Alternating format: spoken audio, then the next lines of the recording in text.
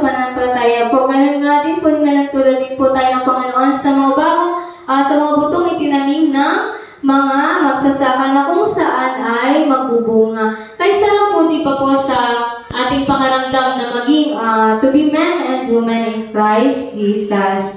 So, sabi rin po ni Isaiah, ang mga anak ng Diyos ay gaya nga po ng mga puno na kung saan ang Diyos mismo ang nagtanim. So, nagagawa po ng mabuti. Tanda ko po nung nag-praise program po tayo na may nakalagay po doon na verse, ng speaker po nun, na you did not choose me, I chose you. Yun po sabi ko yun sa John 15:16. Ayan, kahit dakila po na isang, kumbaga po isang karangalan na tayo ay piliin ng Panginoon sa milyong-milyong tao. Na dapat po ay ating pagyamanin at palaguin. Kasi nga po tayo mismo yung piliin ng Panginoon.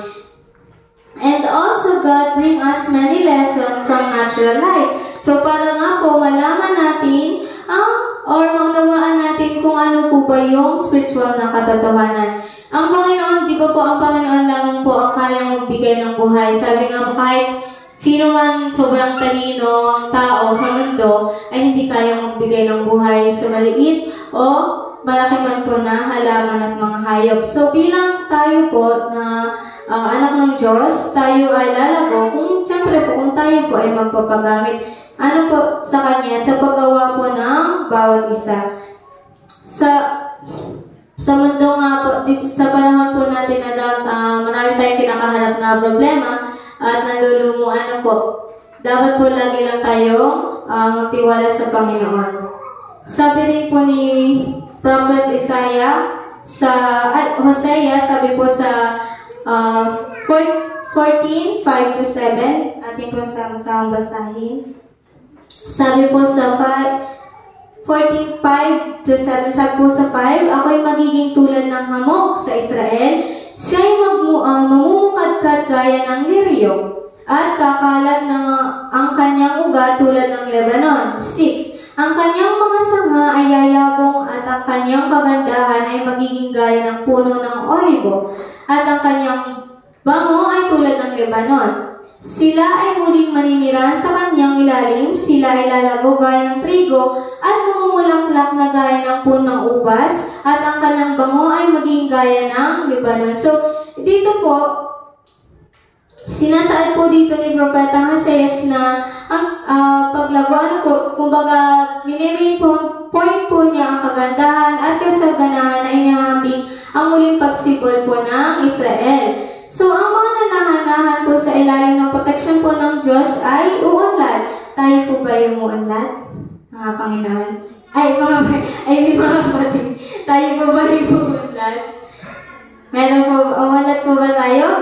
Since tayo po ay nananahan sa protection ng Panginoon, tayo po ba yung umunlad? Ayan, so na kung saan po, ito po din ay sumasalamin sa pagbalik na spiritual na sigla. Bagaman tayo po ay nangihina, tayo po ay dapat ay maging masigla at magtiwala lang patuloy sa Panginoon at pagkakaisa po. Dahil dito, di ba po sa mga hamon ng mundo nga po, ngayong marami na, yun nga po, nawawala ng focus sa sobrang busy po natin, sa mga problems na kinakaharap natin maging sa bahay, trabaho, at yung sa mga students po, di ba po?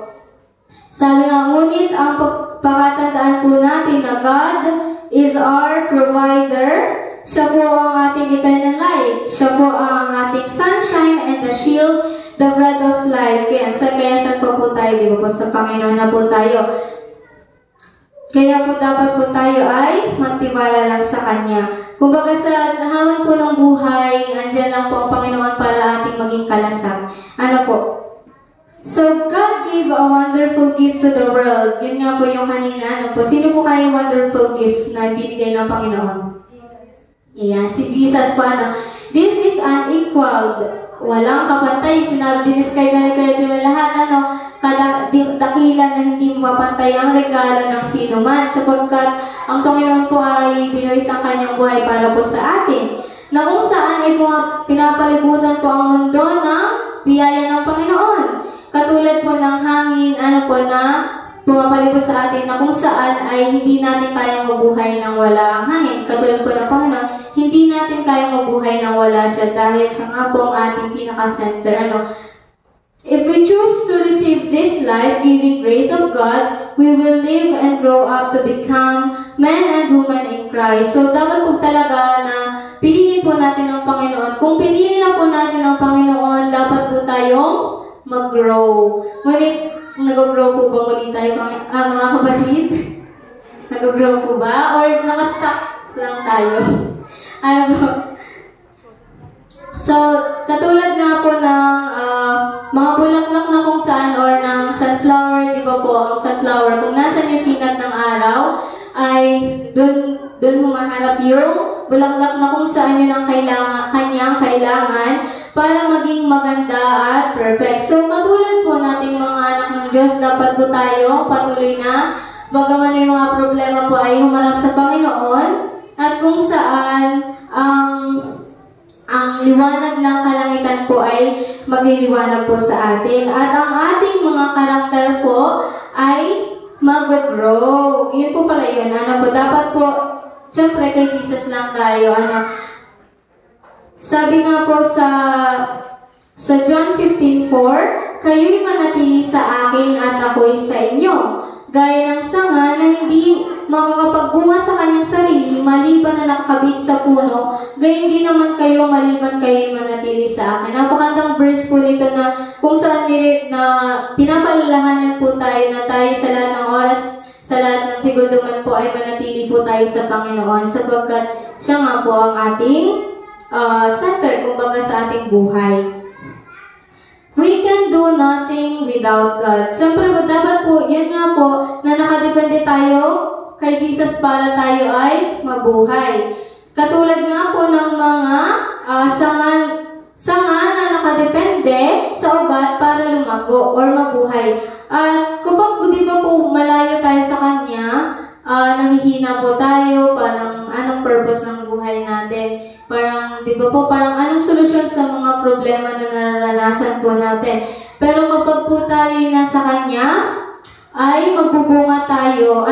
We grow and bear fruit. We will be like tree planted by a river. Katulad kung ganun po tayo yung karakter natin o kung ganun po tayo magiging matatag sa pananampalataya, katulad po ng puno na itinanim sa ilog. Di ba po? Napaka-ganda po nun. Puno na itinanim sa ilog. Hindi na kailangan diligan kasi nga po andun mismo yung tubig. Abiding in Christ by faith. So we grow in grace by spending time with Him day by day, hour by hour. He not only creates our faith, but He makes it perfect. So, yun nga po, alam naman po natin na kailangan natin magkaroon ng oras sa Panginoon. Ngunit sa panahon po natin, may oras po ba tayo sa Panginoon? Yes. May oras po ba?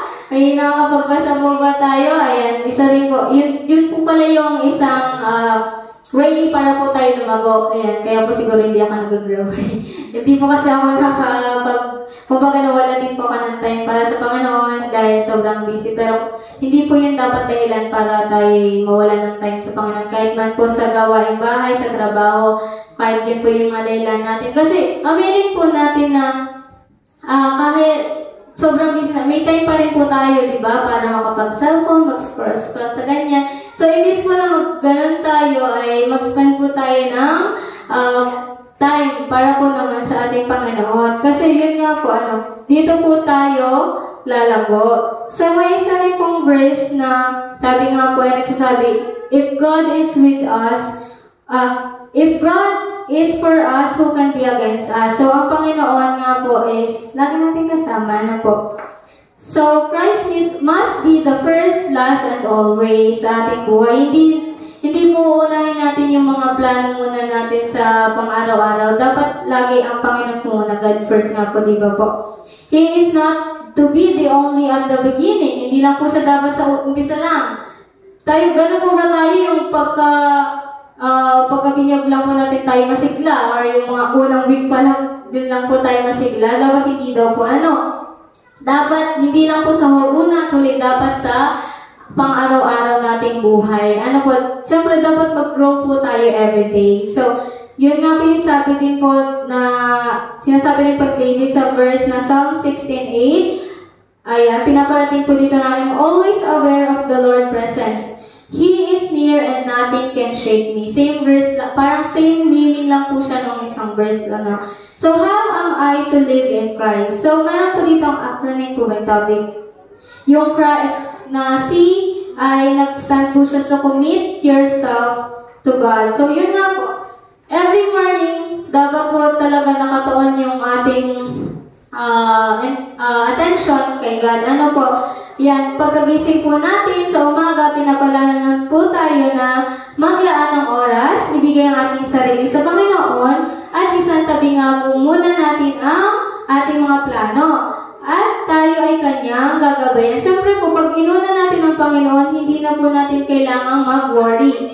Ano po sa lahat ng oras? So, sa ganitong parang po, ang ating buhay ay utay-utay na magiging katulad po ni Kristo. Bagaman hindi po natin kaya maging exact like Jesus Christ, but yung character po niya, yung isang character po niya is, meron din naman po tayo kung tayo lamang po ay magsisikap. Ano po?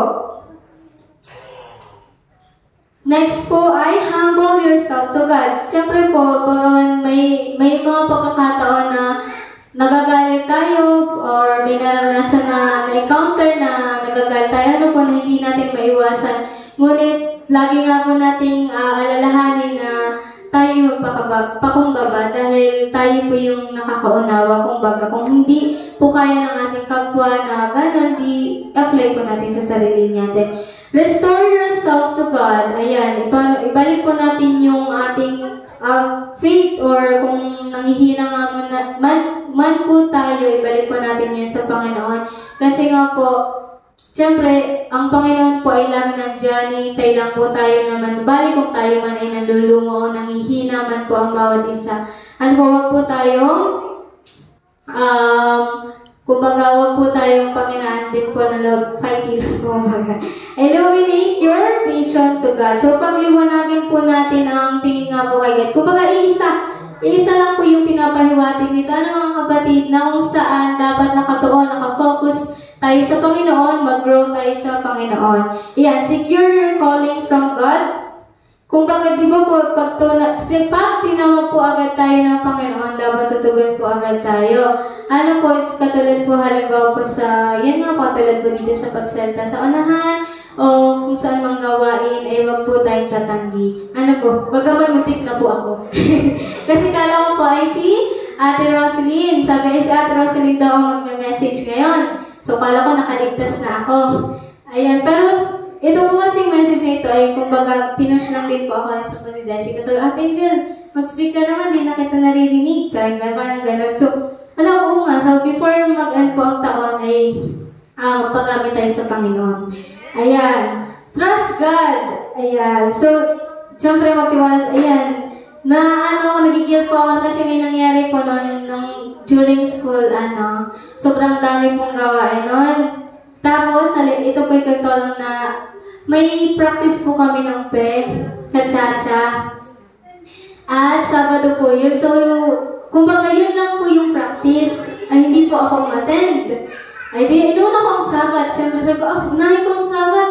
Ano lang naman yan. Madali lang naman yan. Sayaw lang yan. Tapos po, nung by Monday, nawalan din po ng pasok. So, walang practice. Hindi makakata ni leader namin. Sabi ko, may step na sila. Paano ako sasama? Ay, kinakabahan ako. Kasi siyempre, grade ko po yung nakasalalay din doon. Tapos yun, parang nagsabay-sabay din po yung by group doon. Kaya naiyak po ako. Tapos, nagtatawa kay God. God, bakit mo ganon? Iunaman ko kayo, pero parang dilema po ako. Naiyak ako. Pero nag-iyak po ako noon kasi, siyempre, hindi ko malaman niya.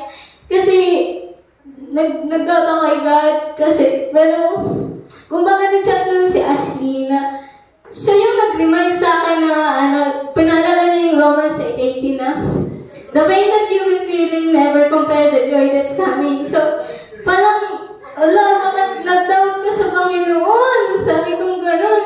Siyempre, nag-guilt po ako noon. Tapos, sabi ko, naghingi rin ako ng tawad sa kanya. So, sorry po. Tapos, at the end naman po pala, naging maayos na yung po ako. Nakuha ko rin po yung step ng isang day lang din before performance. Ay kasi po yung teacher namin, nag-message yung president namin ako pwede yan lang. Yung i-perform, wag muna yung sayo kasi hindi pa po halos lahat tapos pero ng scene lang po. Kaya for the kaba po talaga ang person. Kasi hindi ko po alam yung magiging step nila. Tapos wala po ako pero yun. Nagsisi po talaga ako na, yan, wag niyo po akong gagayahin. Nagtawag po sa Panginoon pero at the end po, ayan, magtiwala po talaga tayo. Yan, moral lesson nga po sa lahat po ng bagay na ating naranasan, problema, maging sa bahay po, maging mommies, yung mga mommies po natin, daddy, bagaman hindi po talaga natin maiiwasan yung, po yung ating pong pakatandaan na magtiwala lang po tayo sa Panginoon at never doubt on Him. Wag po tayo, ayun nga po, wag niyo po akong gagayahin kasi, yan. Ayan, pero yun po talaga yung big mistake pa sa buhay. Nag-doubt sa Panginoon na dapat ay hindi naman. Ayan. Abiding Christ by faith. So we become Christ by faith. You are to grow up in Him by faith. Sabi nga po, nagiging katulad tayo ni Jesus sa pamamagitan ng pananampalataya. At tayo po ay dapat lumaguti sa pamamagitan ng pananampalataya. Siyempre, faith po is important. Ni-remind din po tayo na ibigay po natin ang lahat ng ang ating puso, ang ating pag-iisip, ang ating trabaho. We take Him to be our strength. Siyempre, siya po ang nagbibigay lang sa atin eh. Siya ang Son of Righteousness, and our Helper. He will give us power to obey. Siyempre, siya din po ang bibigay sa atin ng kapangyarihan para sundin po siya. Kaya dapat po yung faith natin ay tatagan po natin. Malapit na po ako matapos. So, ito po, if Christ is living in our hearts, He will work in us to help us be willing to be able to obey His own purpose. Sabi po yun sa Philippians 2:3. Yan. Kung si Kristo po ay mananahan nga po sa ating mga puso, kung paglalagoy po natin ang ating pananampalataya, ay gagawa siya sa atin upang matulungan nga po tayong sumunod sa Kanya, maging handang sumunod sa Kanya. So we shall work as He worked and show His Spirit. As we love Him, live in Him. We shall grow up in every way to Christ who is said. Kaya katulad nga po ng verse na binasa po ni Kuya Clinton. So tayo pa ay gumawa katulad niya. So sa paggawa po, ipakita po natin ang Kanyang kadakilaan. Mahal po ba natin ang Panginoon? Hindi ko po kayo marinig. Mahal po ba natin ang Panginoon? Yes! Yan, namumuhay po ba tayo sa Panginoon? Yes! Ay, nag-grow po ba tayo? Yes! Ayan, kasi po, sabi dito, kung namumuhay tayo sa Panginoon, kung mahal natin ang Panginoon, we shall grow up in every way to Christ, who is head. Kung saan, lalago po tayo na kung saan ang Panginoon ang siyang ulo natin. Ayun, mag-iwan po ako ng katanungan, mga kapatid. Are we still growing not by height, but in faith? Ayan, happy Sabbath po sa